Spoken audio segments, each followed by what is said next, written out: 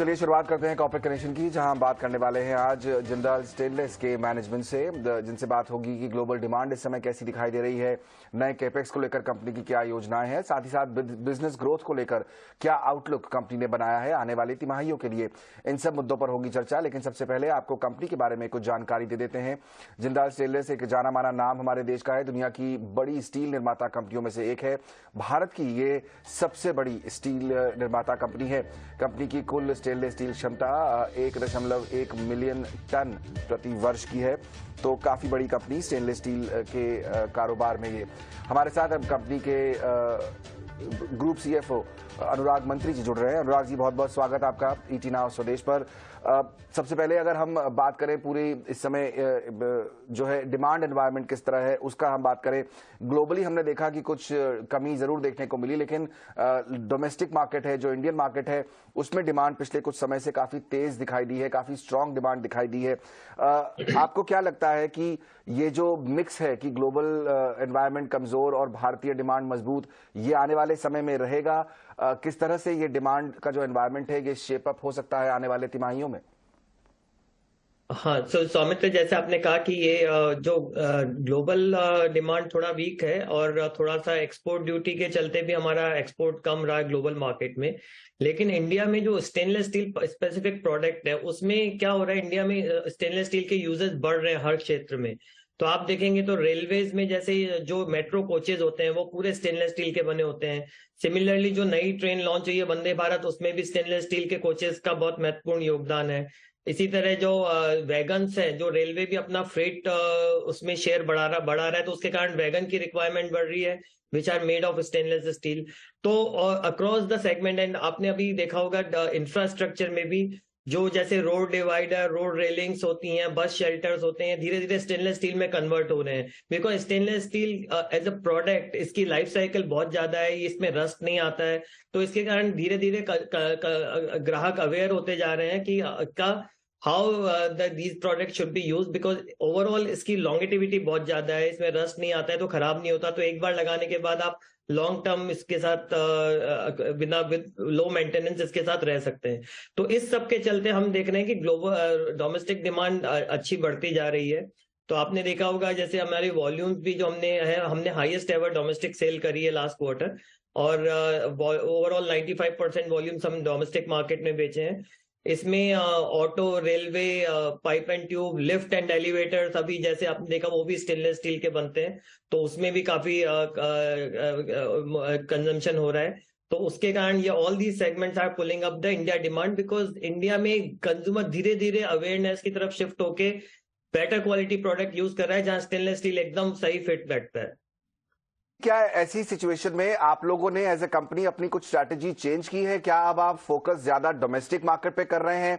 आपने एक्सपोर्ट करना कम कर दिया है? क्या स्टेप्स उठाए हैं आपने?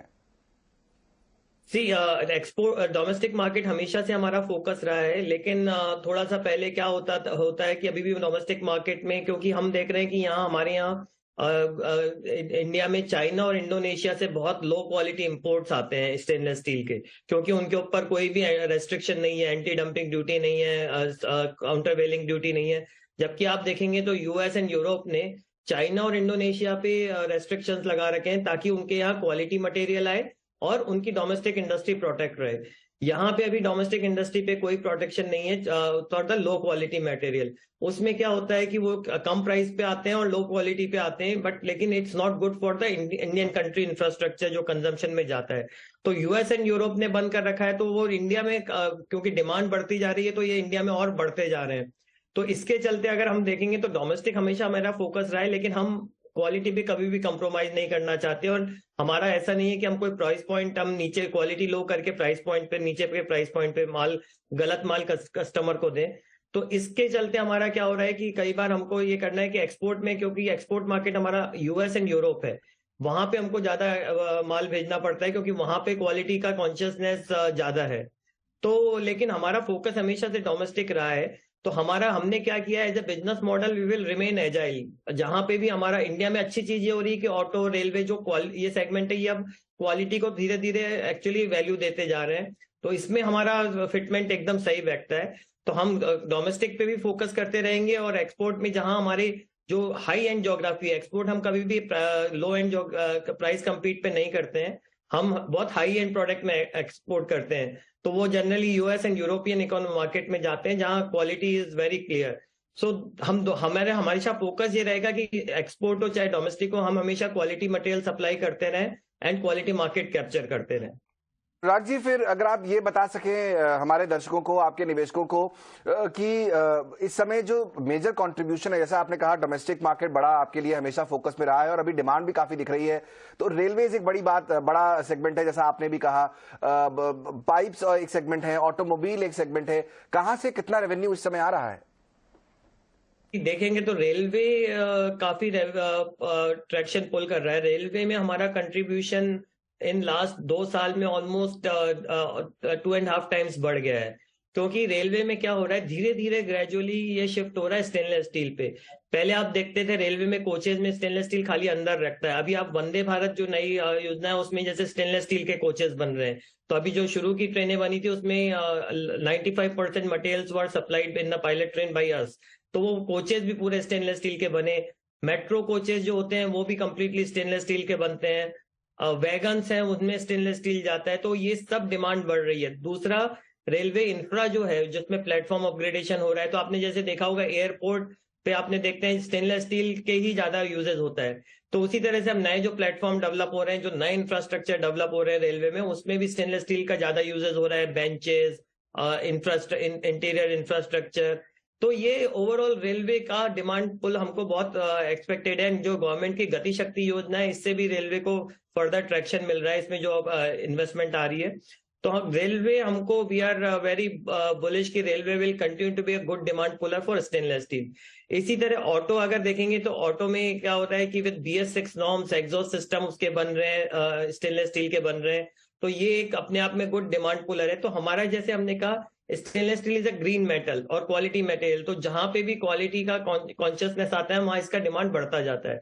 तो ऑटो रेलवे ये हमने ऑटो भी हमारा जो कंजम्पशन है लास्ट 2 साल में ऑलमोस्ट डबल हुआ है, तो इसी तरह हम ये ट्रेंड देख रहे हैं कि ऑटो, रेलवे, प्रोसेस इंडस्ट्री जो है, डेयरी इंडस्ट्रीज, ये सब continue to be a good demand puller for us हैं जो सपोर्ट कर रही हैं। एक आखिरी सवाल और पूछूंगा अनुराग जी, हमने देखा कि जो रॉ मटेरियल प्राइसेस हैं वो कुछ कम होते दिखे हैं, लेकिन फिर भी मार्जिन्स आपके कुछ कॉन्ट्रैक्ट होते दिखे हैं, उसके पीछे क्या वजह रही और क्या एक्सपेक्टेशन है आने वाली तिमाहियों में मार्जिन्स किन लेवल्स पर रह सकती हैं? तो रॉ मटेरियल प्राइसेस हमारे केस में थोड़ा से वॉलेटाइल हैं, बीच में कम हुए थे, और इसमें क्या होता है जब भी रॉ मटेरियल प्राइसेस कम होते हैं हम कंज्यूमर को भी इमीडिएटली पास ऑन करते हैं, तो और जब थोड़ा नीचे गिर रहे होते हैं प्राइसेस तो हमेशा थोड़े से इन्वेंट्री के वैल्यूएशंस का भी इम्पैक्ट आता है, तो उसमें मार्जिन श्रिंक होते हैं उस केस में। और वो ओवरऑल, लेकिन इसके चलते भी जो हमने आपको कहा कि हमारा जो फ्लेक्सिबल बिजनेस मॉडल हमने डेवलप किया है जिसमें हम अक्रॉस सेगमेंट कैटर करते हैं, इनफैक्ट हम स्टेनलेस स्टील की ऐसी कंपनी है, one of the company in the world जिसके पास 120 प्लस प्रोडक्ट रेंज है, तो हम अक्रॉस द प्रोडक्ट रेंज है, तो हम हर सेगमेंट को सप्लाई कर सकते हैं, हर क्वालिटी मार्केट, इंडिया हो चाहे यूरोप हो चाहे यूएस हो, हम सप्लाई कर सकते हैं। तो इसके चलते we will remain very flexible in our sales model. Idea is that कि हम स्टिल, जो हमारी गाइडेंस है कि 18,000 रुपए टन की जो हमने गाइडेंस दे रखी है FY23 की, we will be able to deliver that in this financial year. चलिए, all the very best Anurag ji आने वाले क्वार्टर्स के लिए। बहुत बहुत शुक्रिया आपका आज समय निकालकर हमारे साथ इस चर्चा में शामिल होने के लिए।